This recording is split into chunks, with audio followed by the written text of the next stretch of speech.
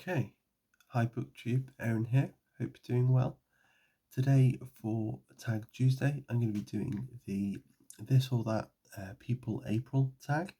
It's a tag that was created by Roz from Scally Dandling About the Books and Elizabeth from Bookhands and Books to go with their event this year called People April, dedicated to life writing. So biographies, memoirs, diaries, things like that.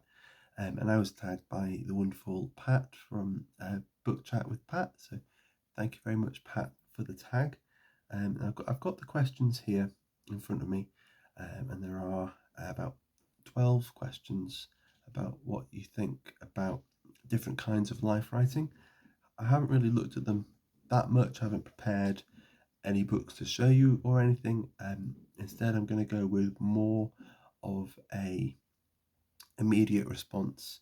But one thing from just sort of glancing and just thinking about the subject of biographies, something that's made me realise is how little, comparatively to other genres, I've read of biographies, and that it's maybe making me realise that um, it's a genre of book that I don't enjoy necessarily for its own value. I think we might get into what that means and why that may be as the tag goes on. We'll see how it goes. So the first prompt is a big, fat, and detailed biography, or short and succinct biographies. I think I would go towards the big, fat, detailed biographies. Um, uh, at least 400 pages, I think. Just to I don't know, it feels a little like you're being cheated if it's supposed to be the whole life of a person, and it's only like 150 pages long. But it depends. I read um, a biography of W.B. Yeats by Richard Ellman, and that I think that was only about 300 pages, and I was feeling that as interesting as it would be quite tedious if it was any longer than that. So it certainly depends on who the biography is about, and the writing style of the biographer, I suppose. But sort of generally, I think I prefer bigger, more detailed biography. Number two is celebrity memoirs or average Joe memoirs. Um, I I think I probably lean more towards average Joe memoirs, if it's thinking more about just a memoir of someone famous and reflecting on the things that made them famous and stuff. I'm not that interested in. Whereas if it's just about someone's family and just sort of normal life or history or overcoming a certain problem, that's a bit more interesting, I suppose. And so even if the writer is or has become famous for writing memoirs, if it's more about those more quotidian things, it's a little more interesting than being about being an actor in a famous TV show and how horrible it is to have so much money and those things that I don't find that interesting. Number three, complete correspondence or selected letters. Um, I think I'd go for selected letters actually. It yeah, it really depends.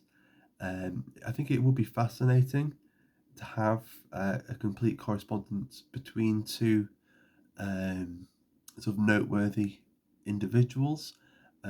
So, say if you had, and I don't even know if they have them, but if they had the complete letters of Jean Paul Sartre and Simone de Beauvoir, something like that, that'd be a fascinating complete correspondence if there was such a thing.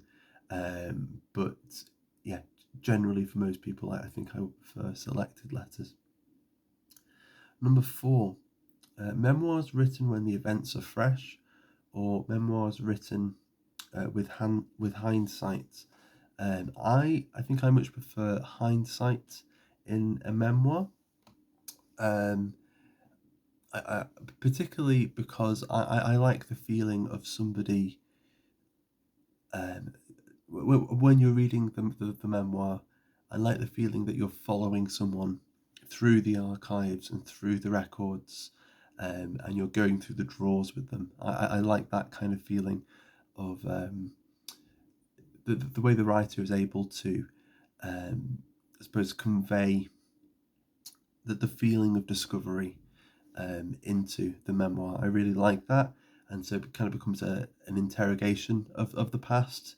The more you discover, so that element I much prefer, and so obviously it's much easier to do, or it feels more effective the further back in time it is, I suppose.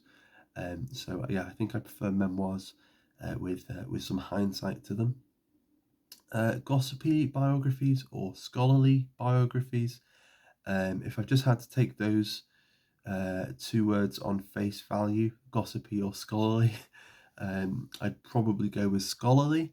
In practice, I don't really know which I would prefer, but just as an initial reaction, I think I prefer the scholarly, biography. Um, yeah, but we'll see. I might might find I changed my mind.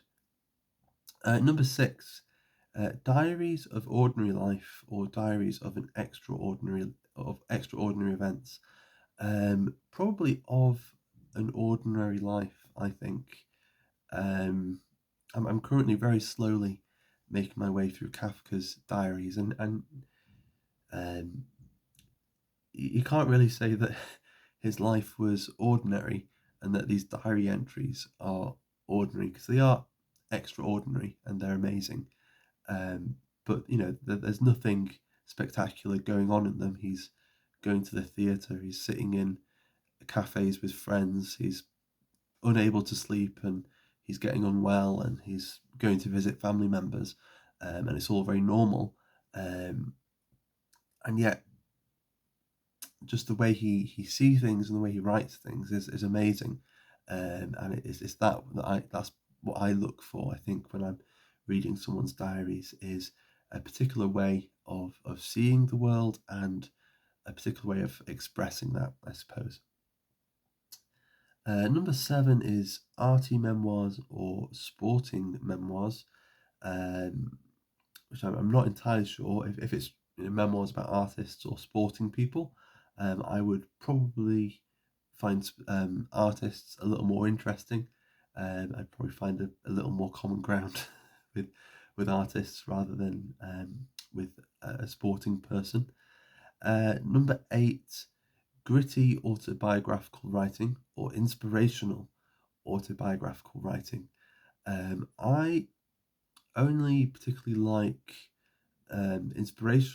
inspirational stuff when it's accidentally inspirational, when it's not the intent of the writer, and so going from that, I would probably say, gritty.